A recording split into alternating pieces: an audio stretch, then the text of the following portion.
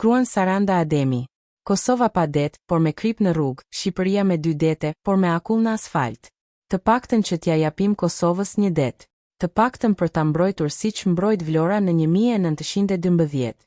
Por, ndoshta që të mësojmë prej saj si të përdorim kripën.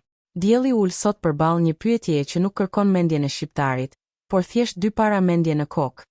Çfarë do të kishte ndodhur sot, sikur në rrugët e kombit të ishte hedhur krip?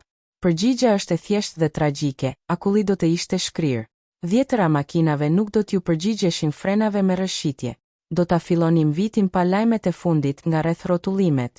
Dhe pikërisht kjo është arsyeja pse kripa nuk është hedhur. Ajo zgjidh problemin, por na lë pa habi. Dhe ne, si shtet dhe si shoqëri, jemi të varur nga habia. Pa lajmet, duket sikur nuk jetojmë. Diella e çoi reflektimin pak metra mëtej, përtej kufirit drejt Kosovës. Mot edhe më jashpër ngric bor, por jo dhjetëra, por asnjë përplasje. Jo rrugë që shndërrohen në pista patinazhi. Aty, dimri trajtohet si fenomen natyror, jo si fatkeqësi kombëtare. Dhe kjo është paradoksi që të mbyt mendjen.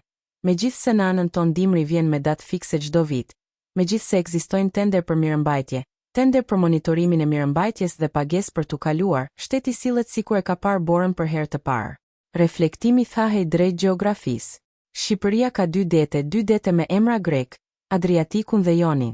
Ka krip në sasi të pafundme, krip natyrore, historike, patriotike. Kosova nga ana tjetër nuk ka det, asnjë breg simbolik, por duket se ka diçka shumë më të rëndësishme, ka krip në asfalt. Krahasimi teknik është dëshpërues. Në Kosovë, strukturat dalin në teren me kamion kripe. Në Shqipëri, ato dalin me postime në Facebook e Instagram. Atje hidhet krip, këtu hidhen statuse.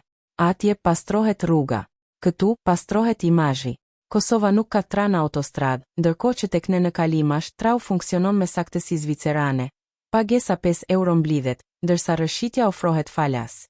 Në Shqipëri, mobilizimi shtetëror është real vetëm në lajmet përmes rrjetit social. Kemi marrë masat, jemi në teren, thon statuset, ndërsa në të njëjtën kohë, në terenin real, makinat vallëzojnë në akull.